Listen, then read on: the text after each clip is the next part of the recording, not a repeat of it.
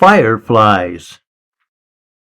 Driving down a country road one sultry summer evening, with headlights sweeping through the little clouds of dust ahead, caused by cars that led the way or met me in the night, I scanned the ditches left and right for signs to find a bed.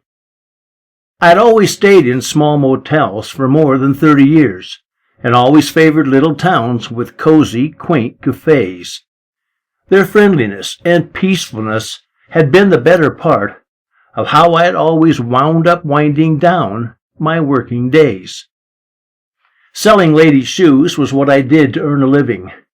My clientele were clothing stores within 100 miles of where I lived in Pinkerton, and I'd done fairly well by making sure I had always kept abreast of current styles. Somewhere north of Buckingham and west of Waterloo, a deer from out of nowhere charged across the gravel road.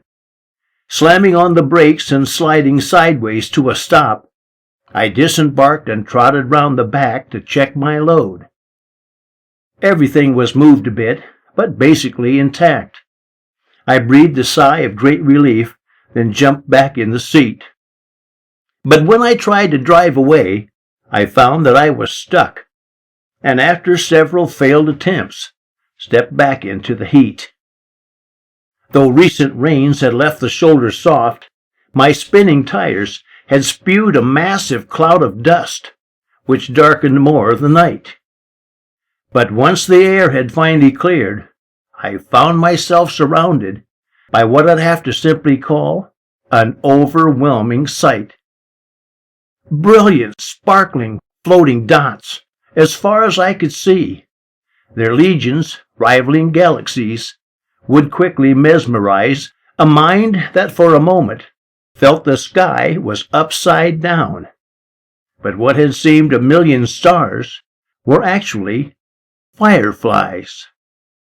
Wafting through the quiet night, like embers fit with wings, the twinkling quilt of tiny sparks exposed a field of hay. They looked like little lantern-guided boats adrift at sea, that hid behind the waves, then reappeared, as if at play.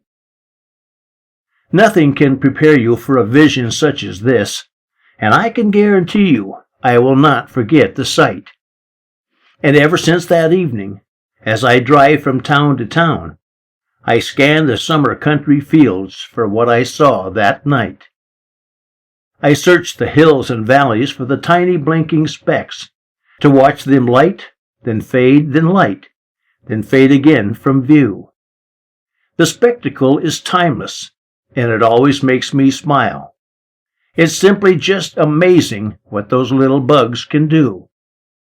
In fact, I still remember, as a child, I'd run the yard on quiet summer evenings with an empty mason jar, and pluck a tiny firefly from flight to watch it glow. At only 5 years old, to me, it seemed a flying star. So this is why I don't complain about the bolting deer, and I am actually grateful that I wound up getting stuck. I would stand there, hypnotized, for nearly half an hour before I finally said goodbye and climbed back in my truck. Quite away from anything that seemed a means of help, I beat that old transmission up to rock her back and forth, and I could feel a tiny bit of progress every time, until at last, instead of facing west, I pointed north. Only 3 or 4 more tries, and I was out and gone.